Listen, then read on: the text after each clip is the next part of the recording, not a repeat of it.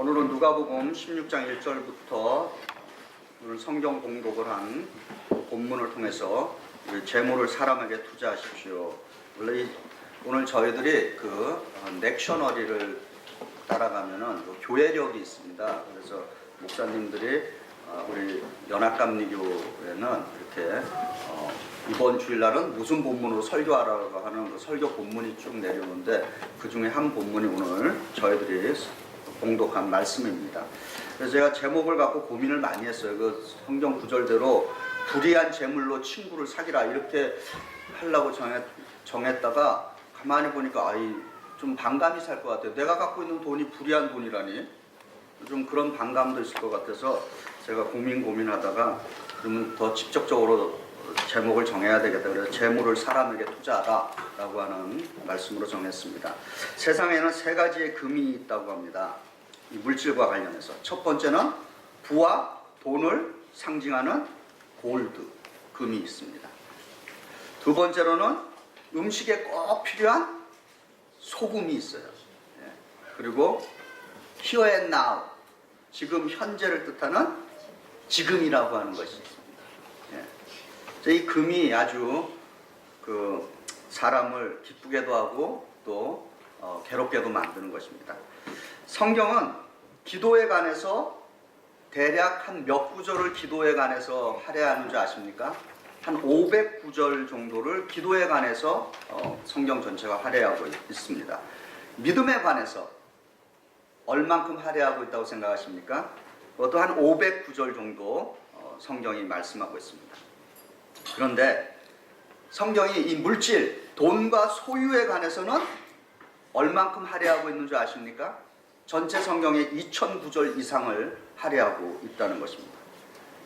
예수님이 비유를 말씀하신 가운데 한 38개의 비유 가운데서 38개 가운데 16개의 비유가 어떻게 돈, 물질과 소유를 다루어야 하는지에 대해서 관심을 갖고 있는 것입니다.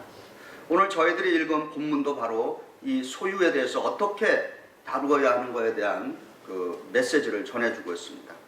제가 물질에 대해서 관심을 가지고 있는 이유는 이 물질은 너무도 현실적인 것이고 많은 사람이 이 물질에 울고 웃고 그래서 농담으로도 뭐니 해도 머니가 최고지 이런 말들을 하는 것입니다.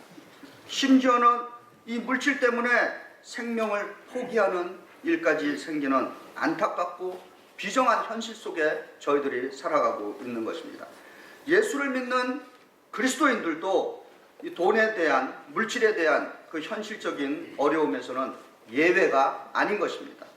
오늘 성경 말씀 누가복음 16장 1절부터 9절의 말씀은 예수께서 돈에 관해서 말씀하신 그 설교 중에서, 비유 중에서 가장 이해하기 힘든 말씀 중에 하나인 것입니다. 누가복음 16장 1절부터 9절의 말씀은 흔히 불의한 청지기라고 하는 비유로 제목이 붙어져 있습니다. 이 불의한 청지기의 비유를 들으면서 우리는 이런 옛 속담이 생각납니다. 개처럼 벌어서 정승처럼 쓴 자, 이런 속담이 생각이 납니다. 어떻게 돈을 벌더라도 제대로 잘 쓰기만 하면은 된다는 말로 이 성경 말씀이 이해됩니다. 그러면 기독교인들도 돈을 선하게 쓰겠다라고 하는 그 결심만 있다면 수단과 방법을 가리지 않고 물질을 획득하고 벌어도 되느냐라고 하는 것입니다. 오늘 성경에도 불의의 재물로 친구를 사귀라라고 그렇게 말씀하고 있습니다. 이렇게 말씀하고 있으니까 재물을 어떻게 모았든 잘 쓰기만 하면 관계가 없다는 말인가라고 하는 그러한 퀘스천을 해보게 됩니다. 많은 기독교인들도 이런 질문을 해봤을 겁니다. 우선 이 비유 누가복음 16장 1절에 보면은 또한 제자들에게 이르시되 라고 시작하고 있습니다. 이 말씀은 예수께서 이 불의한 청지기의 비유를 제자들을 가르치기 위해서 말씀하셨다는 것입니다.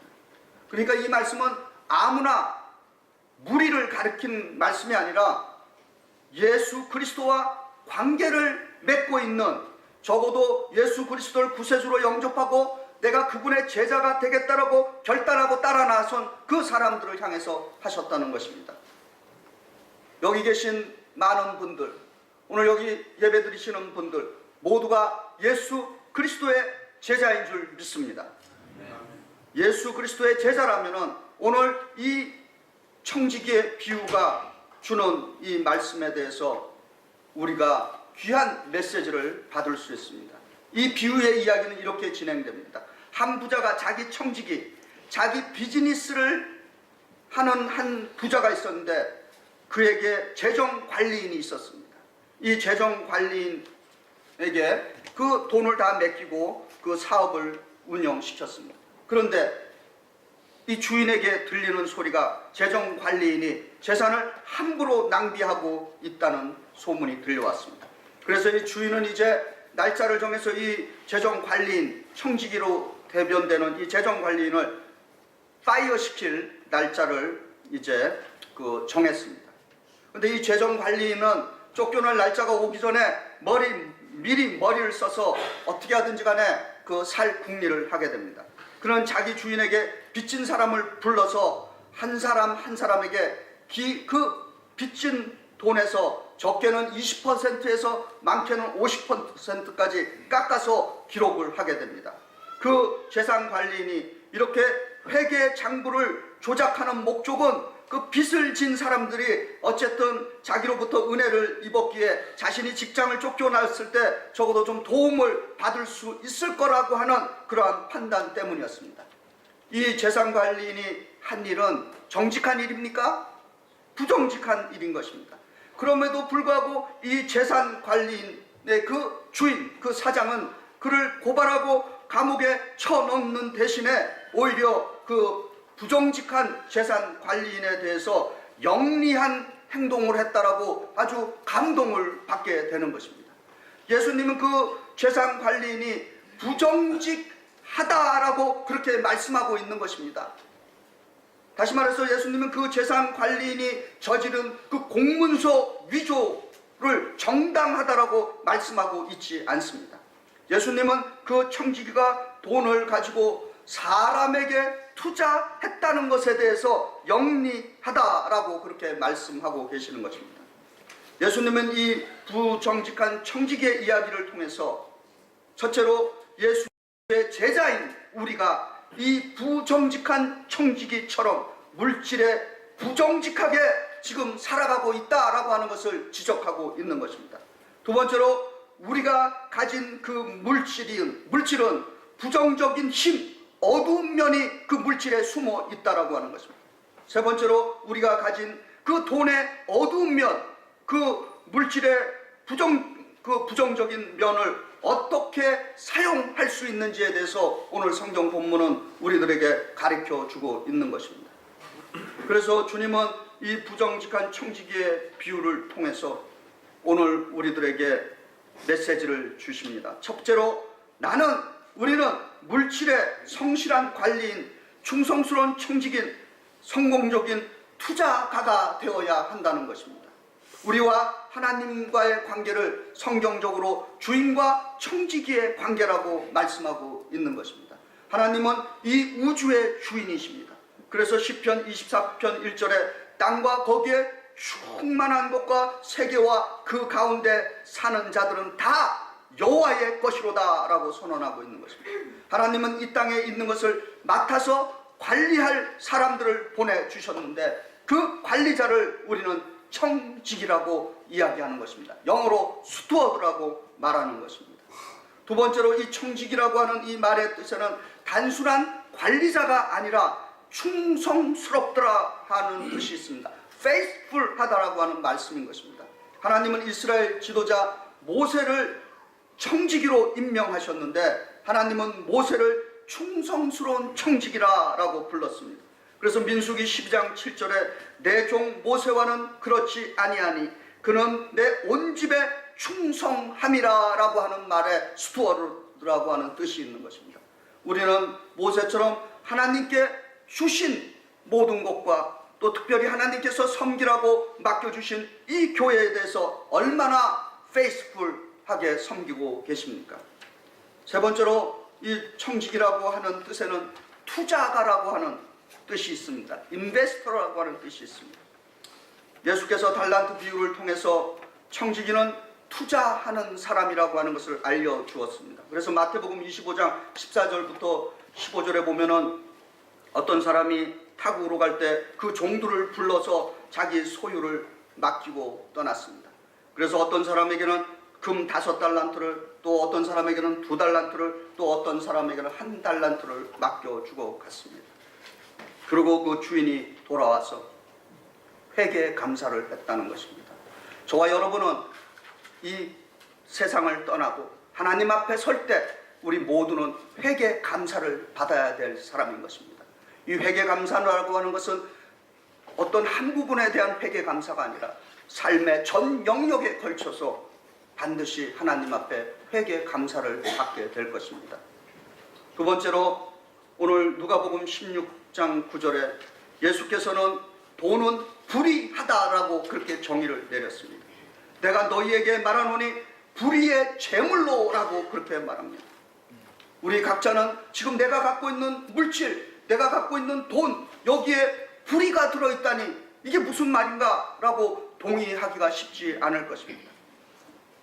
그러나 내 손 안에 들어와 있는 그 물질은 결코 중립적이지 않다는 것입니다. 그것이 돈의 신비인 것입니다. 물질의 신비인 것입니다. 그냥 있을 때는 평범한 것이지만 내 손이 닿는 그 순간부터 그 물질은 이제 더 이상 중립적인 역할을 할 수 없다는 것입니다. 우리는 돈에 대해서 중립이라고 말하고 싶어 합니다. 그러나 더 이상 중립적일 수 없는 것이 물질입니다.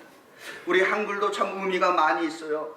돈 그러면은 그렇게 보이는데 이 돈의 그 니은자를 거꾸로 뒤집으면은 돈이 그냥 순식간에 독이 됩니다. 돈은 사람을 비굴하게 만들고, 돈은 무기 같은 것을 사서 살상하는 데 사용되고, 돈은 사람을 타락시키고 부패시키는 데 사용됩니다.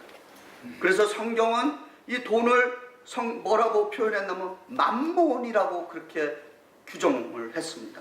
이 맘몬은 다른 말로 돈신이라고 하는 뜻인 것입니다.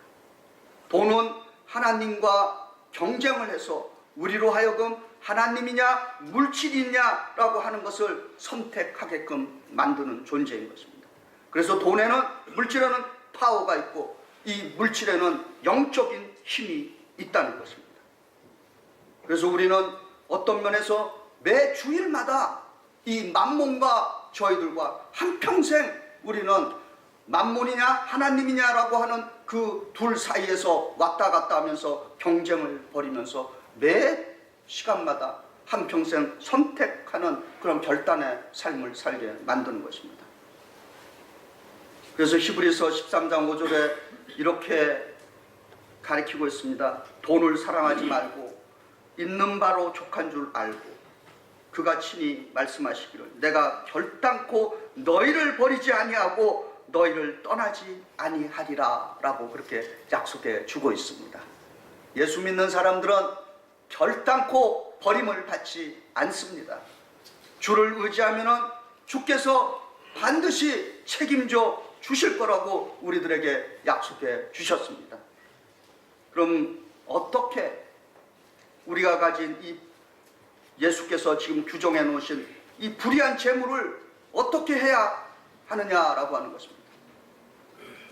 오늘 누가복음 16장 9절에 내가 너희에게 말하노니 불의의 재물로 친구를 사기라 그렇게 규정합니다. 그리고 그리하면 그 재물이 없어질 때 그들이 너희를 영접할 처소를 영접해 주리라, 마련해 주리라 라고 그렇게 말합니다. 다른 말로 불의하다라고 생각하는 이 물질을 사람에게 투자하라 라고 하는 것입니다. 예수님께서 재물을 불의라고 말씀하시면서 그 재물을 하늘에다가 쌓아두라 라고 또 마태복음 6장 20절에 이렇게 얘기합니다. 오직 너희를 위하여 보물을 하늘에 쌓아두라. 거기에는 좀이나 녹이 쓸지 않고 도둑이나 도둑이 구멍을 뚫지도 못한다 라고 그렇게 말씀하십니다. 이 불의한 재물이라고 말씀하시면서 동시에 또 이것을 하늘에 쌓아두라라고 우리들에게 도전하고 계십니다. 과연 하늘에는 누가 있겠습니까? 하늘에 누가 있다고 생각하십니까? 하늘나라에는 하나님과 우리 주 예수 그리스도와 주의 천사들과 우리 앞서가신 믿음의 형제 자매들이 있는 것입니다. 결국 하늘나라에는 사람이 있다는 것입니다. 우리가 하늘에 보물을 쌓아두는 최선의 방법은 생명을 위해서 투자하는 것입니다. 사람에게 투자하는 것이 가장 가치 있는 투자임을 말씀하시는 메시지인 것입니다. 이 미국에서 애완견과 그리고 개, 고양이, 미국 사람들 무척 좋아합니다. 저도 어쩔 수 없이 한 마리 어답트 했어요. 어떤 분이 일본 가시기 때문에 개 한 마리 어답트 했습니다. 그래서 안사실인데 이 미국의 개와 고양이가 1억 6천 마리가 넘는다고 합니다. 지금 미국의 인구가 대략 3억 정도라고 그럽니다. 그러면은 4인 가족으로 한 가족으로 얘기할 때 한 가족당 최소한 2마리 이상의 개나 고양이를 지금 기르고 있다라고 하는 그런 그 산술적인 계산이 나옵니다. 물론 애완동물도 기르는 건 좋지만은 더 중요한 것은 그 애완동물 기르는 것보다 더 중요한 것은 사람을 기르는 것입니다. 제가 미국 교회 하면서 그 미국의 10월 달에 항상 그 세인트 프랜시스 데이라 그래갖고 온갖 그 동물들을 교회에 데리고 와요. 그래서 목사님 축복해 주라고 그럽니다. 그러면은 그 미국에 그런 그 절기가 있습니다. 그거 굉장히 중요한 절기예요, 미국 교인들에게는. 근데 어떤 데는 뭐 뱀도 가져오고 뭐 다람쥐도 가져오고 뭐 거북이도 가져오고 온갖, 어떤 때는 큰 말까지 그냥 교회 안으로 들어와서 축복기도 받고 갑니다. 그리고 누가 죽었다 그러면은 그러냐 그러고, 근데 자기가 기르던 개나 고양이가 죽었다 그러면 대곡 통곡하며 우는 교인들도 많이 있어요. 통계에 의하면 전 세계 10세 미만의 아동들이 5초에 한 명씩 배가 고파서 죽는다고 그럽니다. 배가 고파서 죽는다는 게 얼마나 고통스러운 일인지 알 수가 없습니다. 한 끼라도 굶고 나면 어떤 때는 경험해 보셨을 겁니다. 저는 한 끼라도 제때 안 먹으면은 작정하고 금식하지 않는 한에는 한 끼라도 굶는 날에는 머리가 혼미해져요. 손이 떨립니다. 신경질이 나는 거예요. 그런데 이 배고픔은 소수의 이야기가 아니라 전 세계 60억 인구 가운데 10억가량의 사람이 기아 인구로 측정이 되고 있다는 것입니다. 잠언 19장 17절에 가난한 자를 불쌍히 여기는 것은 여호와께 구워 드리는 것이니 그의 선행을 그에게 갚아 주시리라고 약속해 주시고 있습니다. 가난한 이웃에게 나누어 주는 것은 하나님께 빌려 드린다라고 하는 것입니다. 하나님께 빌려 드린 것이니 하나님께서는 다시 갚아 주신다는 말씀인 것입니다. 하나님께서 우리들에게 갚아 주실 때는 그냥 원금을 갚아 주시는 것이 아니라 30배, 60배, 100배로 갚아 주시는 것입니다. 저는 이 시간 이 역사 속에서 불의의 재물이라고 하는 것으로 많은 생명을 구한 한 실제 인물, 영화로도 나왔죠. 신들러스 리스트. 우리 크리스찬들은 신들린 사람들입니다. 신들리스트들이에요. 오래전에 나온 영화입니다. 그 영화 한번 보시기 바랍니다. 그 영화를 보면은 우리가 그 불의한 돈이라고 하는 것들에 대해서 어떻게 사용해야 하는지에 대한 그 메시지가 거기에 담겨 있습니다. 그 전쟁이라고 하는 그 집단적인 범죄 행위에 무고한 피해자들을 이용해 갖고 이 사리 사욕을 챙기던 어떤 면에서 인간 쓰레기 같은 오스카 신들러가 이제 변해서 자기의 그 돈을 어떻게 사용했는지를 보여주고 있습니다. 신들러는 나치 독일 치하의 독일 나치 당원으로서 독일에 협조한 인물이었습니다. 그리고 무기를 생산해서 파는 무기업자였습니다. 그런데 나치 독일이 유대인들을 가스실에서 집단 수용소에서 죽이는 것을 그가 알게 되었습니다. 그리고는 그거는 자기가 가지고 있는 돈으로 독일군들을 지휘 고관들을 매수해서 자기 공장에서 일하는 유대인들을 수용소로 돌려보내지 않고 생명들을 구하기 시작했습니다. 이 신들러는 전쟁이 끝나고 1945년까지 자기 자신이 가진 거의 모든 전 재산을 유대인들을 죽음에서 구하는 데 사용했습니다. 그가 자신의 재산으로 유대인을 구한 숫자가 무려 1200명이라고 기록되어 있습니다. 그리고 오늘 이 미국의 신들러의 후손들이라고 하는 그 유대인들의 후손들이 한 7000명가량이 이 미국에 살고 있답니다. 그리고 유럽과 이스라엘에도 많은 그 신들러의 유대인들이 살고 있다고 전해주고 있습니다. 그 영화에 보면 신들러는 자기가 구해준 그 유대인들로부터 반지를 선물로 받습니다. 근데 그 반지를 선물하는 그 유대인이 이런 말을 합니다.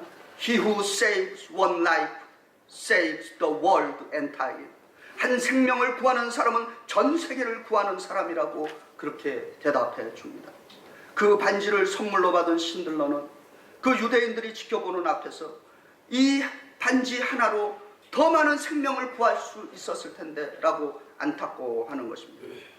오스카 신들러는 1974년 10월 9일에 운명했습니다. 그리고 현재 그의 무덤은 예루살렘 시온산에 있다고 합니다. 그리고 그의 무덤의 비석에는 1200명의 박해받은 사람을 구했다라고 그렇게 적혀 있다고 합니다. 우리 교회, 뉴욕 한인교회를 민족의 교회라고 자부하고 있습니다. 우리 교회가 다른 많은 교회와 이 세상에 존재하는 다른 많은 교회와 분명한 차별점이 있다면 민족의 교회의 그 역사의 맥을 이어 가야 한다고 믿고 있습니다. 그러면 과연 민족의 교회로서 역사의 맥을 이어간다는 것이 무슨 의미냐라고 하는 것에 대해서 우리가 100주년을 바라보면서 좀 심각하게 고민해 봐야 하는 것입니다. 저는 70년사 강변에 앉아서 우롯나라를 여러 번 읽은 사람입니다.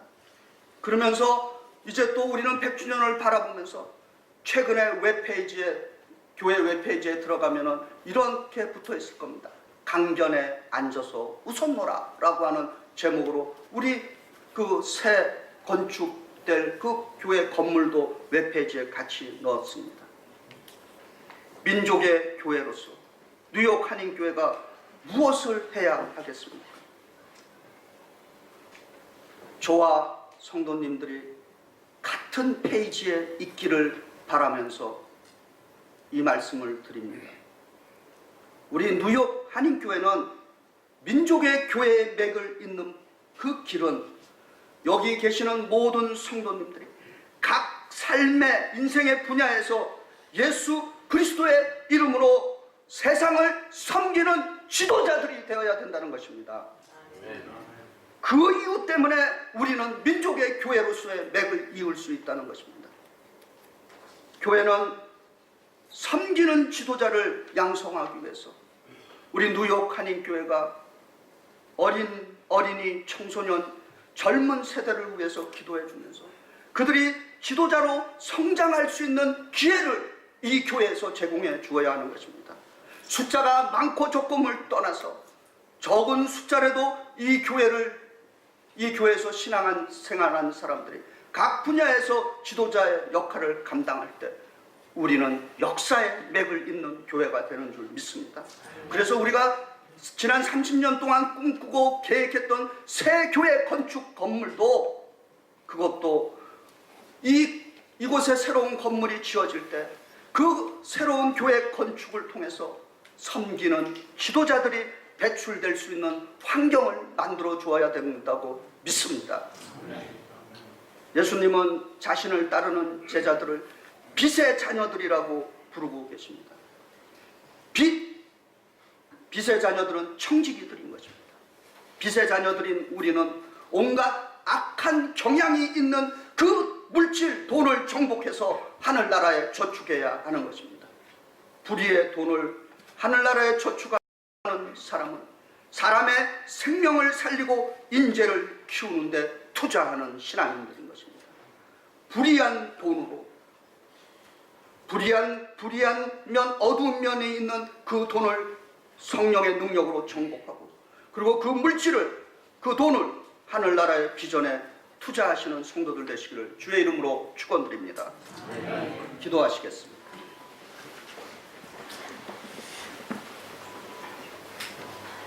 사랑과 은혜가 충만하신 하나님, 오늘 하나님의 말씀을 통해서 저희들이 이해되고 이 말씀이 깨달아지고 이 말씀에 힘입어서 우리들이 갖고 있는 그 모든 것을 통해서 주를 섬기는 데 사용해야 될 줄 믿습니다. 아버지 하나님, 우리 뉴욕 한인교회가 민족의 교회로서 끊임없이 이 세상을 변화시키고 이 세상을 섬기는, 주 예수 그리스도의 이름으로 섬기는 지도자들이 계속해서 주님 오시는 그날까지 배출되게 하여 주시옵소서. 주님, 저희들은 그 일을 위해서 우리의 가진 그 모든 것을 통해서 주의 교회를 위해서 헌신하는 선한 청지기들 되게 축복하여 주시옵소서. 예수 그리스도 이름 받들어 감사하며 기도드리옵나이다. 아멘.